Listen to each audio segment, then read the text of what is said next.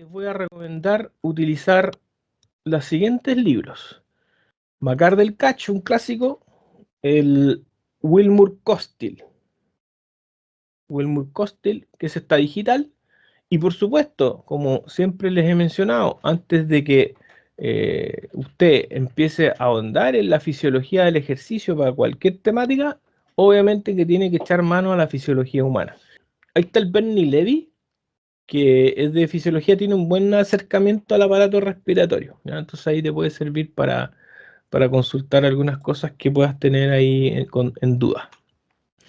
Y la lectura obligatoria, la que la lleva, es de López Chicharro, ¿ya? Este libro también es antiguo, yo que sepa, no hay una versión más nueva del López Chicharro, ¿ya? Por ahí anda un libro que hizo López Chicharro con el profe Cancino de acá de Chile, que es un poco más nueva, pero a lo mejor ese me compraría, pero este libro es súper bueno, pero insisto que también es antiguo.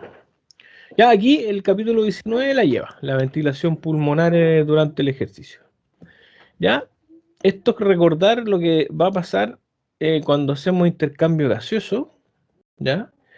Eh, y aquí está la entrada del oxígeno, y siempre fíjense que va a pasar de un lugar de mayor a menor presión, ¿ya? Entonces vamos a tener aquí que el aire inspirado tiene una presión de oxígeno de 159 milímetros de mercurio.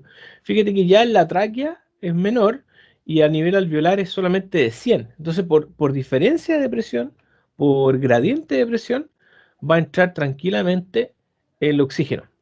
Ahora, la sangre venosa tiene una presión de oxígeno de 40. Por lo tanto, también se facilita el intercambio gaseoso acá, en la membrana alveolo-capilar, producto de lo mismo, de esa gradiente de presión que tenemos ahí. Entonces, fíjate que se igualan las presiones hasta que llegamos a las 100 milímetros de mercurio, ¿no es cierto? Y eso ya es sangre arterial. La sangre arterial va a llegar al corazón, ¿no es cierto? Y va a ser eyectada a través de la arteria aorta a todos los tejidos, pero acá se muestra principalmente al músculo. Fíjate que llega con 100 milímetros de mercurio de oxígeno, pero acá le entrega oxígeno al músculo. Y nuevamente se transforma en sangre venosa, ¿viste? Con una presión de oxígeno de 40. Nuevamente intercambio gaseoso y así. Con el CO2 ocurre algo parecido, pero es como al revés. Fíjate que el CO2, mira, va a partir, la presión de CO2 ambiental es súper baja, 0,3. Entonces el CO2 va a tender también a salir. Obviamente que todo esto apoyado por la mecánica ventilatoria, sin duda, pues tiene que estar contrayéndose el diafragma, tienen que haber todos los movimientos por parte del tórax, entre otras cosas. Y mira, acá este CO2 que trae la sangre venosa va a pasar al alveolo, porque aquí la presión de CO2 alveolar es de 40. Entonces acá hay una diferencia, pasa para acá, para el alveolo, y puede ser liberada, ¿no es cierto?, en la expiración. Y cuando la sangre venosa se libera del CO2, ¿no es cierto?, se va transformando finalmente en sangre arterial, que tiene una presión de CO2 que se equipara ahí de 40 milímetros de mercurio. Entonces, este intercambio gaseoso va a ir ocurriendo por diferencias de presión principalmente. En el López Chicharro van a encontrar esta figura, que es básicamente lo mismo que yo he explicado ahora. Y recordar este parámetro fundamental que es la ventilación minuto, que es la frecuencia respiratoria multiplicada por el volumen corriente. Entonces en reposo tenemos una frecuencia respiratoria que puede ir entre 12 a 15 con un volumen corriente que es cercano a medio litro. Entonces, si yo saco la ventilación minuto en reposo, ¿ya? Que dice acá normal, en realidad debería ser en reposo, te va a dar, ya supongamos frecuencia respiratoria 12 por 0,5 litros, ahí están los 500 ml, te da 6 litros. Entonces eso es lo que uno ventila en un minuto, ¿ya? 6 litros. Inspira y expira un total de 6 litros de aire, ¿ya? Ahora, es obvio que en el ejercicio va a aumentar, pues. Fíjate que en el ejercicio la frecuencia respiratoria podría llegar entre 35, incluso a 45 respiraciones, con un volumen corriente de 2 litros. fíjate que podría llegar a 70, 90 litros. Los deportistas de elite tienen la capacidad de generar una mayor ventilación minuto, llegando incluso a 140 litros. Son muchos. Hay valores máximos registrados en deportistas ya de ultra elite, de esquí nórdico, por ejemplo, 200 litros por minuto. Esto es una locura, esto es muchísimo. ¿Ya? Probablemente un tipo con una buena estatura, con un tórax más o menos prominente, buena capacidad pulmonar. ¿Ya? Y esto es lo que va a estar ocurriendo respecto a la ventilación en el ejercicio. Este sería un test de esfuerzo, podríamos decir que va de menos a más. Te fijas que ahí está aumentando la intensidad y te fijas que hay un quiebre en la ventilación. ¿Ya? En lo que hablábamos previamente, que era el umbral ventilatorio. Esto ya lo revisamos cuando vimos la transición aeróbica anaeróbica. Entonces, esto es lo que va a suceder. Aquí tenemos la ventilación, ¿no es cierto? Y una carga de trabajo, una intensidad. A medida que va aumentando la intensidad, va aumentando la ventilación. Es decir, puede ir aumentando la frecuencia respiratoria y paulatinamente también el volumen corriente. Es decir, vamos a esto, ventilación minuto. Pero a cierta intensidad hay un aumento desproporcionado aquí de la ventilación, ¿ya? Y ese aumento desproporcionado tenía que ver con el exceso de liberación de CO2, ¿te acuerdas? Que era producto del tamponamiento del lactato. Y por eso, ¿ya? Coincide este umbral ventilatorio con el umbral láctico 1. Umbral ventilatorio 1, umbral láctico 1. Ahora, cuando encontramos el umbral anaeróbico, umbral láctico 2, también hay un quiebre en la ventilación. ¿Ya? Aquí estamos hiperventilando, producto de la inestabilidad metabólica producida por la excesiva acumulación de lactato a nivel sanguíneo. ¿Ya? Y como insisto, decíamos que ese lactato tiene que ser tamponado, ¿ya? Como veíamos en clases anteriores, con una liberación extra de CO2. ¿Ya? Entonces, esta es la respuesta que vamos a encontrar respecto a la ventilación cuando hacemos un ejercicio de carga incremental. ¿Ya? Entonces, este umbral ventilatorio que podríamos encontrar aquí, acá hay claramente un quiebre a los 225 watts, nos permite detectar el momento que comienza la transición aeróbica anaeróbica. ¿Ya? Entonces, podemos estar trabajando en este modelo trifásico, eh, evitando hacer una metodología invasiva, porque cuando trabajamos con lactato, con eso, concentración de lactato, esto es invasivo. Es más barato, pero es invasivo porque hay que pinchar. Pues, ¿te acuerdas que teníamos que obtener muestras de sangre? En cambio, en el comportamiento de la ventilación, lo teníamos que hacer con un ergoespirómetro. ¿Ya? Entonces, ahí está el umbral ventilatorio, ¿no es cierto? Este quiebre que hay ahí en la pendiente. Generalmente es por aumento de la frecuencia respiratoria. Ya, insisto, por esta liberación extra de CO2. Ahí nuevamente encontramos el umbral ventilatorio. Entonces, la respuesta pulmonar al ejercicio, cualquiera sea la duración e intensidad, va a tener como función principal mantener la homeostasis. Eso lo hemos dicho hasta el cansancio, ¿no es cierto? Tiene que haber algunos mecanismos para la homeostasis. Obviamente que acá la homeostasis tiene que ver con la concentración de gases en sangre arterial, es decir, tratar de mantener esta homeostasis dentro de lo que se puede.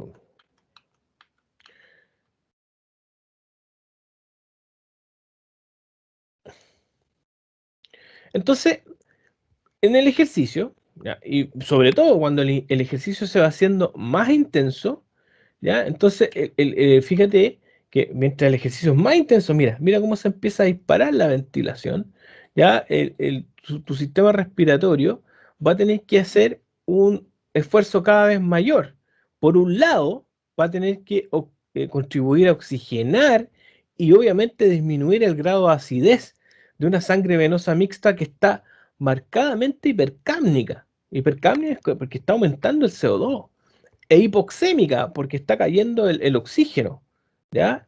Y por otro lado, también la idea es mantener un bajo grado de resistencia vascular pulmonar, ¿ya? Porque resulta que si aumenta mucho la resistencia vascular pulmonar, se puede producir edema, ¿ya? Entonces sería un desastre que en el ejercicio se produjese un edema pulmonar, ¿ya? Entonces, muy importante esta respuesta pulmonar que tiene, insisto, la función de mantener la homeostasis, oxigenar bien a una sangre venosa mixta hipercápnica, ¿ya? Y mantener un bajo grado de resistencia vascular, insisto, para evitar el edema pulmonar.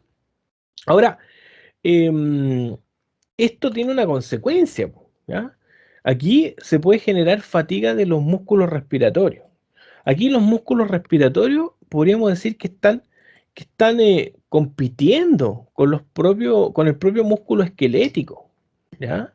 Entonces, estas funciones del aparato respiratorio que garantizan, ¿no es cierto?, la ventilación, se pueden transformar en limitaciones. Insisto, la limitación por la aparición de fatiga aquí en los músculos respiratorios. Entonces, algo que se viene aplicando ya hace más de 10 años es el entrenamiento de los músculos respiratorios. Y eso, por supuesto, que va a generar a la larga ya una mejora en el desempeño deportivo, sobre todo el aeróbico. ¿Dónde se trabaja harto los músculos respiratorios, chiquillos, chiquillas? Es en la fase 3, ¿ya? Sobre todo en la fase 3, cercano a lo maximal, ¿ya?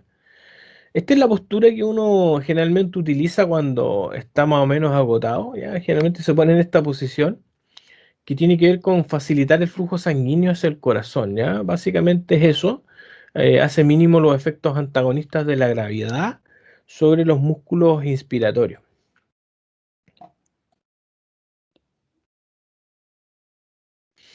Entonces, finalmente, que lo que hay que entender que la frecuencia respiratoria y el volumen corriente, es decir, la profundidad de esta respiración, van a influir directamente sobre la cantidad de oxígeno y de CO2 que se intercambian. Y por eso es tan importante entender, ¿ya?, y recordar esta fórmula, aquí está, de la ventilación minuto.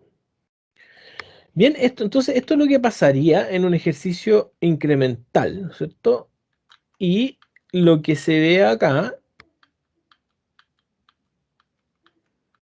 este vendría siendo un ejercicio de carga estable, ¿ya? Aquí se sube, por ejemplo, a una bici y se mantiene pegadito en la misma velocidad. Fíjate que hay una primera fase donde empieza a ventilar, o el aumento de la ventilación es muy rápido. Después en la fase 2 es un poquito más lento hasta que llega aquí una fase 3 donde finalmente podríamos decir que llega a un estado estable de la ventilación, ¿viste? Y aquí se está recuperando el sujeto. Vimos los umbrales ventilatorios. Y mencionar el tema de los volúmenes y capacidades pulmonares que revisamos en fisiología para que lo recuerden, revisen cómo se hace la espirometría, ¿ya? Y aquí hay volúmenes y capacidades. Básicamente aquí nos vamos a referir a la capacidad vital. Ya la capacidad vital podríamos decir que es un volumen de aire que se expira, todo esto, mira aquí se marca con rojo, se llama capacidad vital o capacidad vital funcional. ¿Ya? Entonces, em, tú haces una inspiración máxima, tienes que hacer una inspiración máxima y luego haces una expiración también máxima. Y esa aspiración máxima te marca lo que es la capacidad vital o capacidad vital funcional, que aparece aquí como CDF, que para los hombres puede llegar a prácticamente casi 5 litros, es bastante alto. En las mujeres a 3 litros 200, ¿ya? 3200 ml. Ya ahora ustedes recuerden, revisen los volúmenes, capacidades, ya revisen lo que se revisó el año pasado en fisiología humana. Ahora, ¿qué pasa con esta capacidad vital funcional o capacidad vital forzada en definitiva? Porque aquí se hace una aspiración forzada, entonces hablamos de capacidad vital forzada, decíamos que en el hombre va de 4 a 5 litros, la mujer puede ir de 3 a 4 litros, acá hay valores gigantescos, 8,1, eso es mucho, ¿eh? Ahora, ¿qué reflejan estos volúmenes pulmonares? Según McArdle-Katch, son influencias genéticas. Es decir, cuando tú entrenas, ¿ya? Sería difícil que aumentaran estos volúmenes pulmonares, ¿ya? Y que por lo tanto aumentaran esta capacidad vital forzada. Eso es lo que nos dice McArdle-Cache. Pero López Chicharro dice, mira, ¿sabes qué? Hay un estudio en donde se vio las capacidades vitales forzadas de sujetos sedentarios, de ciclistas y de sujetos de edad avanzada. Y mira, comparemos, estos son sujetos de 21, estos son sujetos en promedio de 24, más o menos 3 años, han parecido en la edad. Fíjate que la capacidad vital forzada en promedio va en 6,1 en comparación con 5,2. Es decir, casi un litro más. Entonces aquí tú podrías decir, ah, es coincidencia entonces que justo genéticamente los que tienen capacidades vitales forzadas más altas son ciclistas. Es como absurdo decir eso. Ya lo que se puede desprender de acá es que si tú entrenas, puedes aumentar tu capacidad vital forzada. Entonces, ojo con lo que dice McArdle-Cache. A lo mejor no tiene mucho sentido, tiene más sentido esto. Tú puedes entrenar. No significa que va a aumentar o se va a hipertrofiar el parénquima pulmonar. Eso no va a ocurrir. No hay una hipertrofia como en el corazón, ¿ya? Es un tejido distinto, ¿ya? Lo que sí puede ocurrir es que va a mejorar la mecánica ventilatoria, ¿ya? Podemos trabajar el propio diafragma, los músculos inspiratorios y expiratorios, ¿no es cierto? Intercostal interno, externo, con el propio pectoral menor, ¿ya? Todos los músculos relacionados con la respiración, uno los puede trabajar y los puede entrenar. Y por eso puede aumentar esta capacidad vital forzada. Mira, los sujetos ya más añosos, 70 años, fíjate que la capacidad vital forzada está bastante baja. Y generalmente es por el envejecimiento, ¿no? Pero principalmente el sujeto adulto mayor tiene poca elasticidad en su caja torácica, ¿no? Ya. Todos los cartílagos tienden a osificarse, ¿no?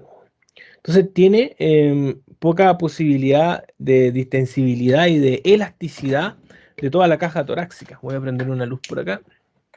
Entonces, eso hace que mm, el envejecimiento haga disminuir de manera importante la capacidad vital forzada. Pero hay muchos autores que dicen que peor que el envejecimiento es el sedentarismo, ¿ya?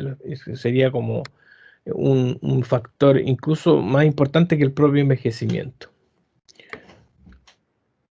Respecto a la ventilación alveolar, ya recuerda que lo vimos en fisiología humana, es la capacidad que tiene tu sistema respiratorio de lograr generar una ventilación en el alveolo, ¿no es cierto? Aire fresco en el alveolo.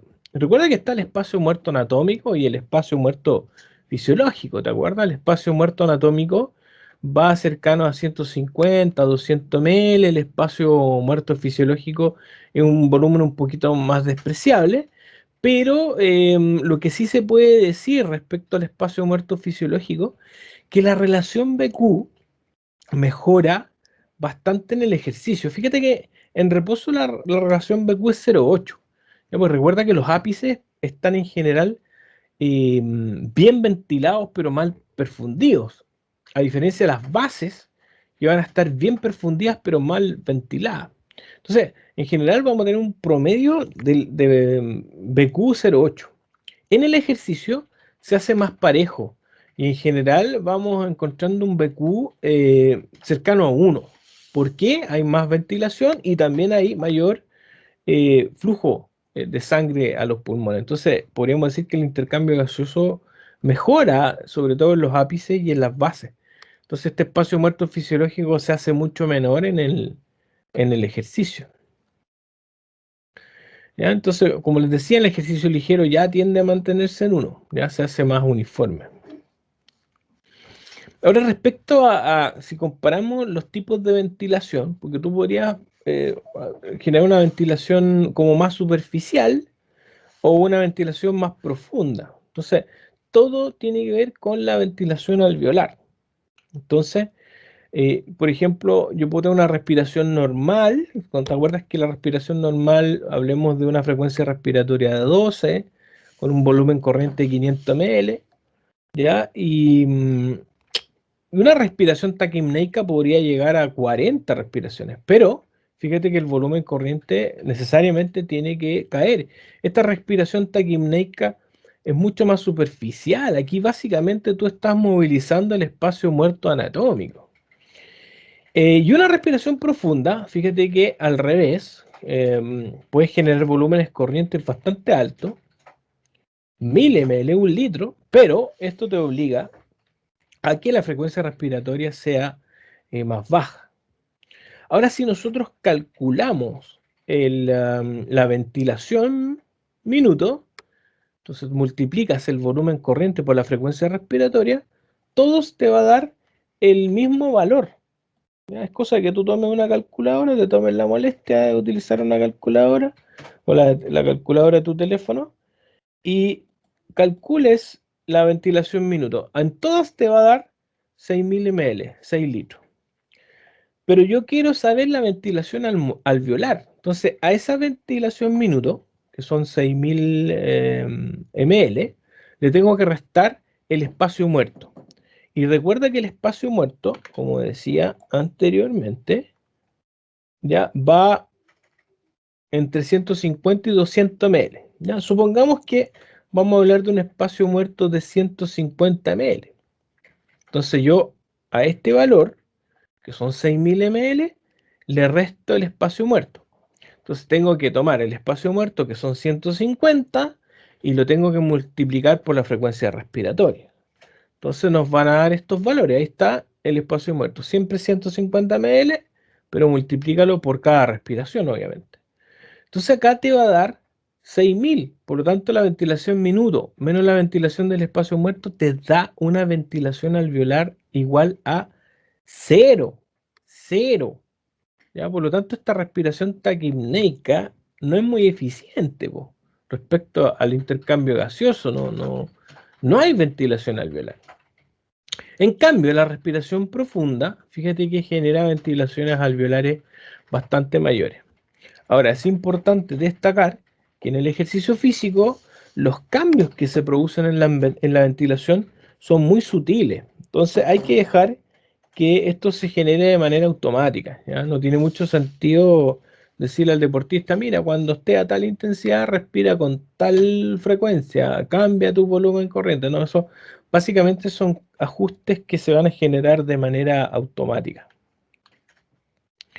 Entonces en el ejercicio vamos a tener una mayor cesión del oxígeno a los tejidos, cae el PO2 de la sangre, ¿ya? Aquí hay unos cambios que se van a producir principalmente mediados por un subproducto de la glucólisis que es la 2,3-DPG. También la acidez local y la temperatura. Ya vamos a ver aquí que el pH y la temperatura aumentan mucho, ¿ya? O van a generar cambios que son muy importantes. Va a aumentar la captación de oxígeno por el alveolo, aumenta el flujo sanguíneo, mayor liberación de CO2, se va creando una deuda de oxígeno importante. Entonces, hablamos de la diferencia arteriovenosa de oxígeno, ¿no es cierto? Entonces, ¿qué va a ocurrir en el ejercicio? Aumenta la frecuencia respiratoria, el volumen corriente, disminuye la resistencia. ¿A qué se refiere con esto? Generalmente cuando uno hace ejercicio, no solamente va respirando por las fosas nasales, sino que también hace una respiración bucal. ¿Ya? Es raro ver una persona que está haciendo ejercicio y esté con la boca cerrada. Ahora, si estuviésemos en reposo, eso no sería adecuado, porque estaríamos ante una persona que es un respirador bucal, una persona que probablemente va a tener mucha tendencia a adquirir algunas enfermedades respiratorias, infecciones respiratorias. Pero este caso es normal. ¿Por qué? Porque tenemos que tratar de disminuir la resistencia a todo el flujo de aire. Entonces es normal que uno en el ejercicio respire no solamente por la nariz, sino que también por la boca. ¿Ya? Hay un incremento importante de la velocidad de la circulación en la sangre pulmonar y, por supuesto, la adaptación de los músculos respiratorios. ¿Ya? Entonces, fíjate que acá se va viendo cómo se comporta el volumen corriente a medida que se va aumentando la intensidad del ejercicio. ¿Ya? Obviamente que el volumen corriente tiene que ir aumentando. Ahora, ¿por qué es importante que se vayan modificando estos patrones respiratorios en el ejercicio? Obvio, lo hemos dicho varias veces, hay una demanda tisular, el músculo te está demandando oxígeno, ¿ya? Obviamente por el incremento de su metabolismo. Y también es importante mantener el equilibrio ácido básico, ¿ya? Eso también lo vimos en la transición aeróbica anaeróbica. El tamponamiento del lactato implica que va a aumentar la ventilación. Pues te acuerdas que principalmente somos muy reactivos a los aumentos de CO2, a las presiones de CO2. Ahora, que es bien importante recordar de que el oxígeno, ¿ya? Tiene que transportarse de alguna manera a través de la sangre, ¿ya? Podría ser transportado a través del plasma, pero no alcanza, es muy poco, ¿ya? Y por eso es necesario la presencia de la hemoglobina en los glóbulos rojos. Entonces la hemoglobina aumenta la capacidad transportadora del oxígeno 70 veces, ¿ya? Por ejemplo, en los hombres, cada decilitro de sangre contiene aproximadamente 15 gramos de hemoglobina. Ya la mujer tiene un poquito menos. Ahora, cuando tenemos una saturación máxima, la hemoglobina puede transportar 20 ml de oxígeno por cada decilitro de sangre. Y esa es la hemoglobina. Fíjate que la hemoglobina tiene la capacidad de unirse a 4 moléculas de oxígeno, ¿ya? Y eso nosotros lo podemos evaluar po, con un oxímetro de pulso, los famosos saturómetros que ahora son bien económicos. Entonces uno coloca ahí el saturómetro y tú puedes ver la saturación de oxígeno. Generalmente te marca 98% en reposo. ¿Ah? Es raro encontrar que te marque 100%. ¿Qué significa que esté en 98%? Aquí vemos porcentaje de la saturación, 98% significa que la presión de oxígeno alveolar está en 100 milímetros de mercurio. Perfecto. Hay una ventilación alveolar, pero óptima. Ahora, esto puede ir bajando. Fíjate que, de todas maneras, hay un rango de seguridad. Fíjate que si tu presión de oxígeno baja un poquito, eso no produce tantos cambios en la en la saturación. Fíjate que acá paso de 100 a 90 y casi se mantiene igual, ¿ya? Hasta aquí 80 también, entonces hay como un rango de seguridad. Si el problema es cuando la saturación ya está en 92, ya en bajo 90%, fíjate que se nos va a pique, ¿ya? Y eso por supuesto que es complejo y eso por supuesto que nos preocupa mucho cuando estamos en clínica, cuando una persona está desaturando, sin duda. Ahora, en el ejercicio físico van a haber algunos cambios que se van a generar acá en la molécula de hemoglobina. Y estos cambios se van a generar producto de que en el ejercicio aumenta, por un lado, las presiones parciales de CO2, aumenta la acidez, es decir, el pH baja y también sube la temperatura. Entonces, esta curva de la oximoglobina se desplaza hacia la derecha. Entonces, en el ejercicio, uno la dibujaría así, ¿ya? Esta curva que la vimos en fisiología también, se desplazaría ahí hacia la derecha. Y es lo que se está viendo acá, en la curva C, ¿viste? Entonces, en el ejercicio, aumenta la presión de CO2. En el ejercicio, el pH se hace más bajo, más ácido, ¿viste? Acidez. Y la temperatura aumenta. Y todos esos factores van a hacer que mi curva se desplaza hacia la derecha. ¿Ya? Busquen lo que es el efecto Bohr, ¿ya? Entonces ahí van a ver, y ustedes van a leer en cualquier libro de fisiología cuál es el efecto Bohr, que también lo revisamos en fisiología humana. Entonces también aquí tenemos que considerar el efecto de la 2,3-DPG. Cuando hacemos ejercicio, se libera más 2,3-DPG, que es un subproducto de la glucólisis. Y eso también hace que la curva se desplace hacia la derecha. Ahora, ¿qué implica? ¿Qué quiere decir que esa curva se desplaza hacia la derecha? Esto es solamente una curva, ya una gráfica que está representando qué es lo que está pasando con la oximoglobina, nada más, ¿ya? Entonces, veríamos que la curva se desplaza hacia la derecha, ¿ya? Hacia la derecha, ¿ya? Entonces, ¿qué quiere decir eso? Que si se desplaza hacia la derecha, eh, disminuye la afinidad de la hemoglobina con el oxígeno, ¿ya? En otras palabras, es más fácil que la hemoglobina libere el oxígeno para los tejidos.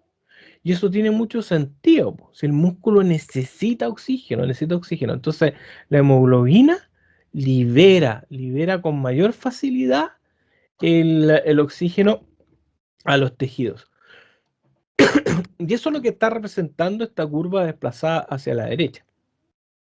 Ahora, en condiciones de reposo, de frío, ¿ya? O cuando empezamos a hiperventilar y nos vamos, en vez de pH ácidos, el pH se va hacia básico, la curva se desplaza hacia la izquierda. Y eso es todo lo contrario, lo que nos está mostrando en que la hemoglobina aumenta la afinidad con el oxígeno y le cuesta un poco más liberársela a los tejidos.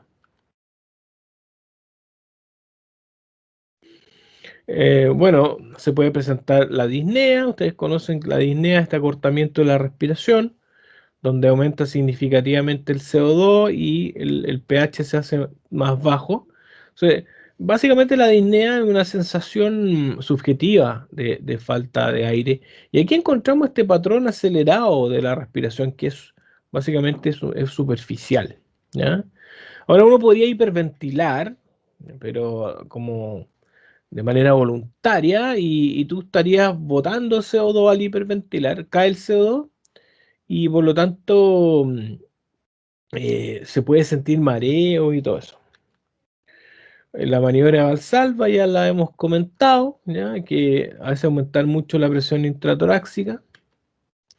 Y finalmente, ¿qué es lo que es la regulación de la ventilación? Ya sabemos que hay unos centros que son relacionados con la función o regulación respiratoria.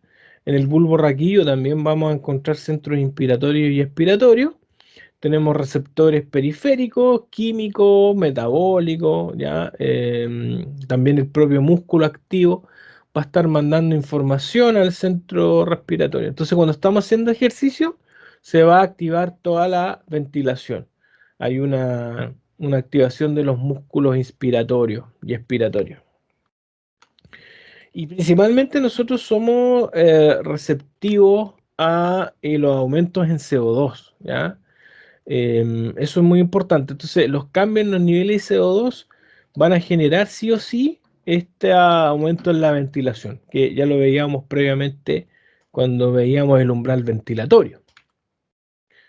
Recordar lo que es el mecanismo de Erin-Brewer, que son receptores de estiramiento. Entonces, uno podría decir, oye, ¿qué pasa si yo empiezo a hacer una hiperinsuflación, inspiro, y inspiro tanto que finalmente se podrían reventar los alvéolos? No, eso no va a suceder gracias al reflejo de Erin-Brewer. Ahí tenemos estos receptores metabólicos, receptores también de presión que van a mandar la información a los centros respiratorios en el bulbo raquídeo para estimular, por ejemplo, los músculos respiratorios.